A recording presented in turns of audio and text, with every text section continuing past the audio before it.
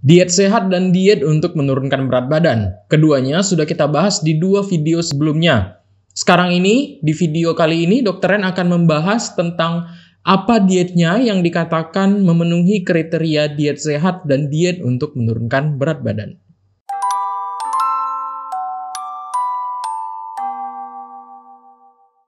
Dalam 2 video sebelumnya, kita sudah membahas berbagai kriteria untuk diet yang sehat dan diet untuk menurunkan berat badan.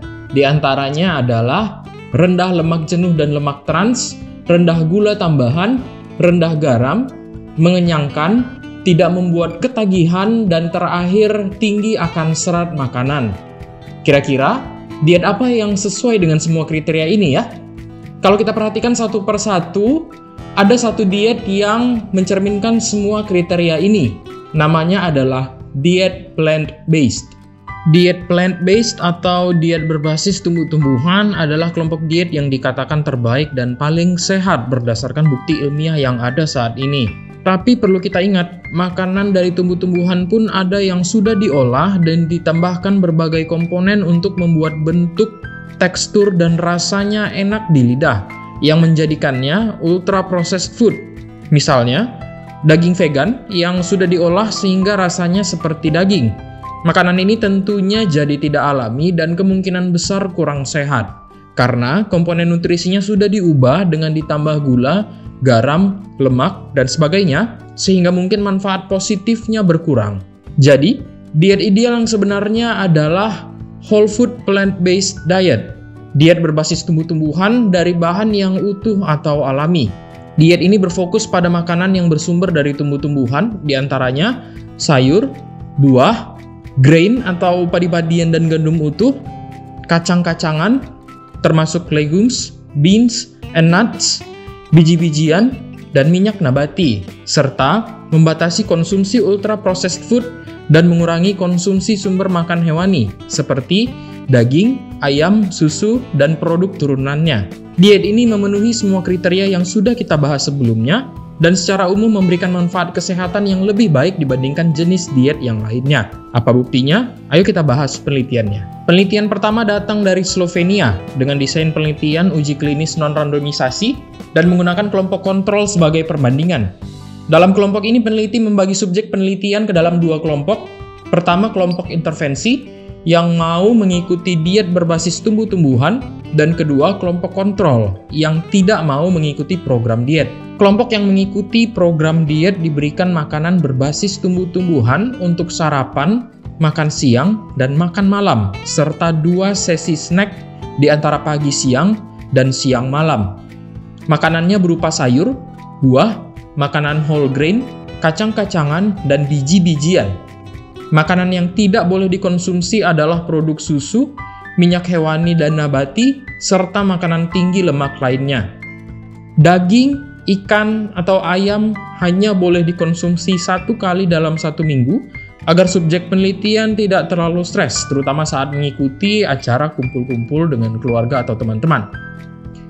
Komposisi makronutrien dalam diet intervensi berjumlah sebanyak 15% protein, 70% karbohidrat, dan 15% lemak.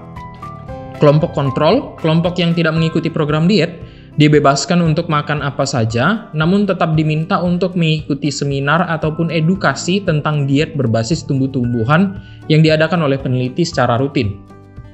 Kedua kelompok ini diberikan kebebasan untuk makan sebanyak apa yang diinginkan, asalkan sesuai dengan kelompok makanannya. Atau dalam bahasa lain, metode ini sering disebut dengan ad libitum, makan sepuasnya. Subjek penelitian tidak dianjurkan untuk menghitung total kalori harian dan tetap dianjurkan untuk melakukan olahraga rutin untuk kedua kelompok, kelompok diet dan kelompok kontrol. Setelah 10 minggu, subjek penelitian melakukan pemeriksaan untuk mengukur berat badan, massa otot, dan massa lemak yang diukur dengan alat pengukur komposisi badan berbasis bioimpedansi.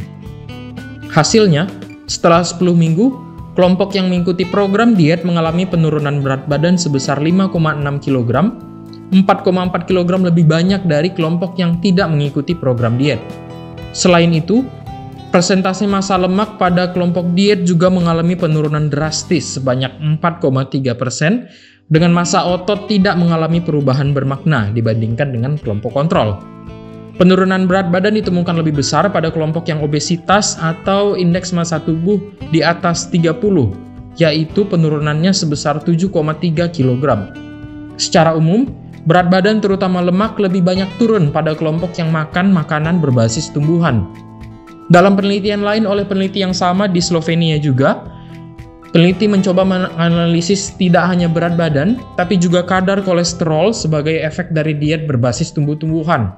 Penelitian dengan intervensi yang sama dilakukan selama 10 minggu dan diperpanjang hingga 36 minggu.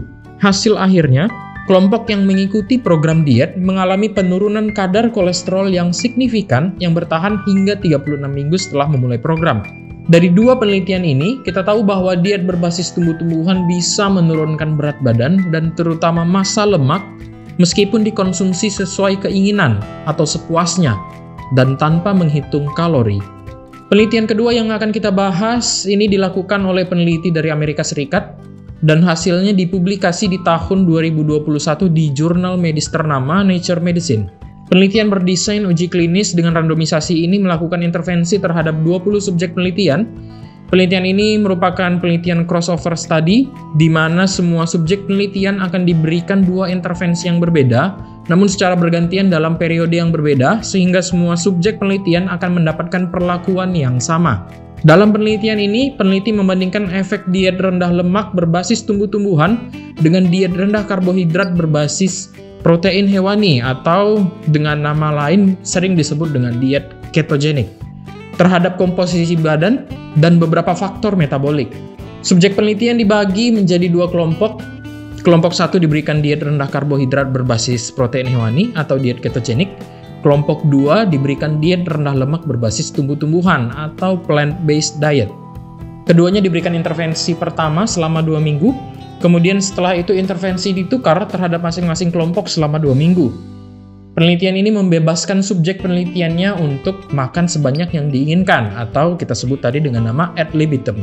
Hasil akhirnya, kelompok diet berbasis tumbuh-tumbuhan atau plant-based diet mengkonsumsi total kalori harian rata-rata lebih rendah dibandingkan kelompok diet ketogenik dengan besaran kalori sebesar 689 kalori lebih rendah. Efek ini bertahan selama 2 minggu penelitian.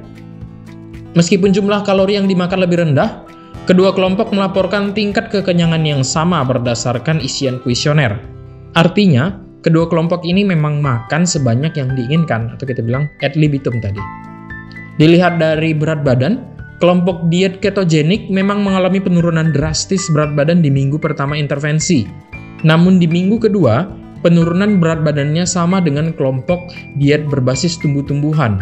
Tapi kalau dilihat dari penurunan massa lemaknya, kelompok diet berbasis makanan hewani atau diet ketogenik ini tidak mengalami penurunan massa lemak yang signifikan. Di sisi lain, kelompok plant-based diet mengalami penurunan massa lemak yang signifikan sebesar 0,67% hanya setelah 2 minggu intervensi.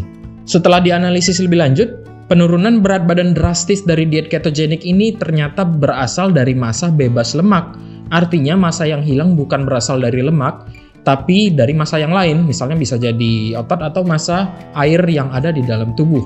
Dari penelitian ini kita belajar bahwa dibandingkan dengan diet ketogenik, diet berbasis tumbuh-tumbuhan atau plant-based diet efektif menurunkan massa lemak, menghasilkan tingkat kekenyangan yang sama dengan jumlah konsumsi kalori yang lebih rendah, hingga akhirnya dapat menurunkan berat badan meskipun dikonsumsi sepuasnya atau ad libitum.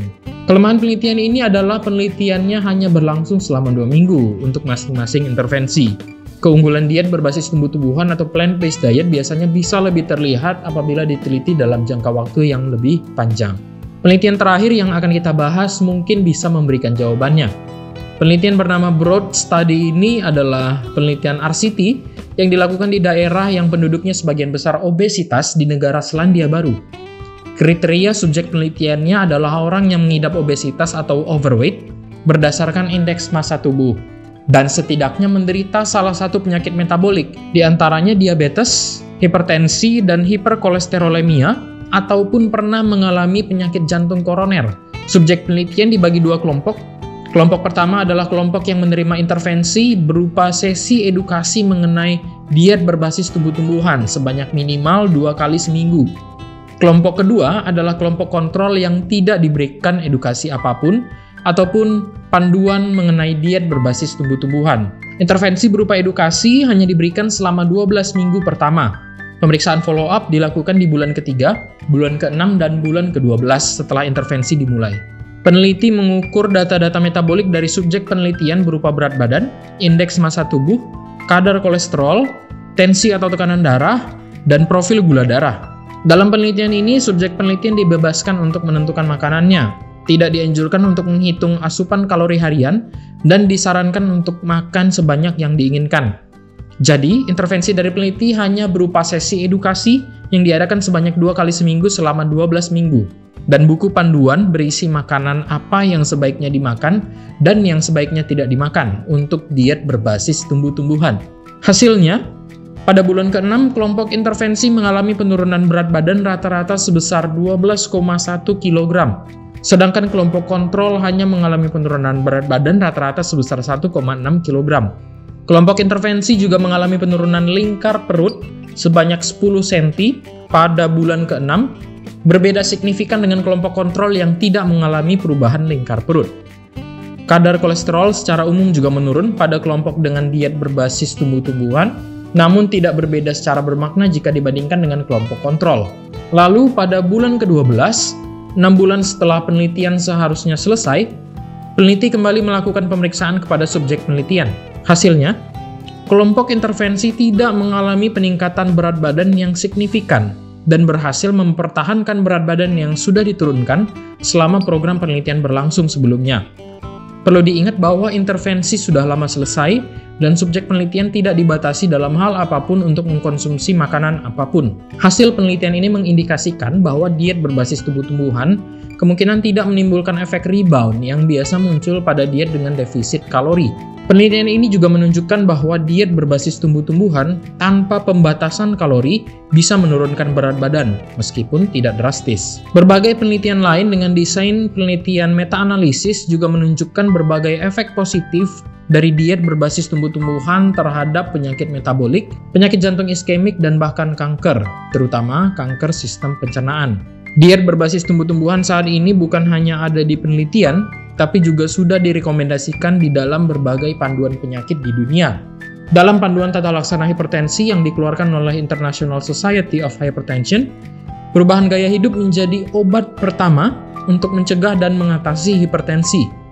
Dalam rekomendasinya, panduan ini menyebutkan diet berbasis tumbuh-tumbuhan sebagai diet sehat yang sebaiknya dikonsumsi sehari-hari.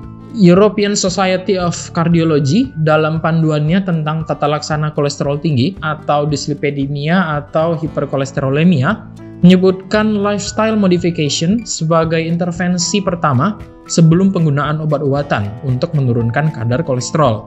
Konsumsi makanan berbasis tumbuh-tumbuhan kembali menjadi prioritas dalam panduan ini, bersama dengan pembatasan makanan yang tinggi lemak seperti daging dan refined carbohydrate. American Diabetes Association dalam panduan tata laksana diabetes juga menyebutkan perubahan gaya hidup sebagai lini pertama tata laksana diabetes sebelum pemberian obat-obatan. Perubahan gaya hidup yang direkomendasikan adalah terutama konsumsi diet berbasis tumbuh-tumbuhan yang terbukti membantu memperbaiki profil gula darah. Asosiasi ahli jantung di Amerika dan di Eropa melalui panduannya masing-masing mengenai pencegahan penyakit jantung juga memposisikan perubahan gaya hidup atau lifestyle modification sebagai moda pencegahan pertama dan yang utama di mana pola makan sehat menjadi prioritas. Diet yang direkomendasikan lagi-lagi adalah diet berbasis tumbuh-tumbuhan yang terbukti dapat menurunkan risiko penyakit jantung.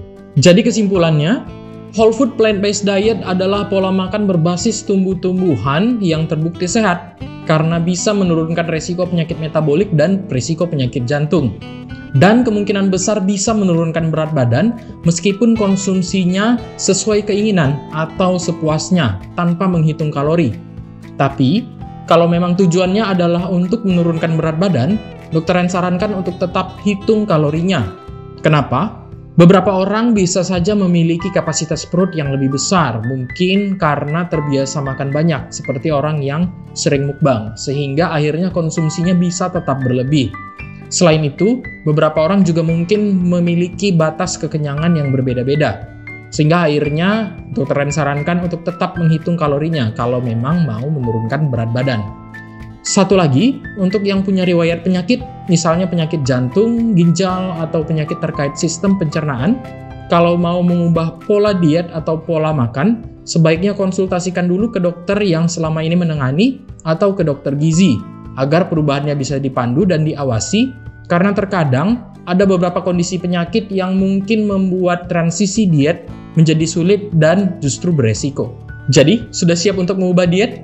Dalam video selanjutnya, Dr. Ren akan membahas lebih detail lagi mengenai jenis diet apa saja yang berbasis tumbuh-tumbuhan. Ya, jadi diet berbasis tumbuh-tumbuhan ini bukan hanya diet vegetarian atau diet vegan. Ada banyak jenis diet lain yang berbasis tumbuh-tumbuhan. Kita tonton video selanjutnya ya.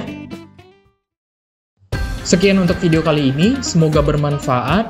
Like dan komen kalau suka dengan videonya, dan jangan lupa subscribe biar nggak ketinggalan video selanjutnya. Sampai jumpa.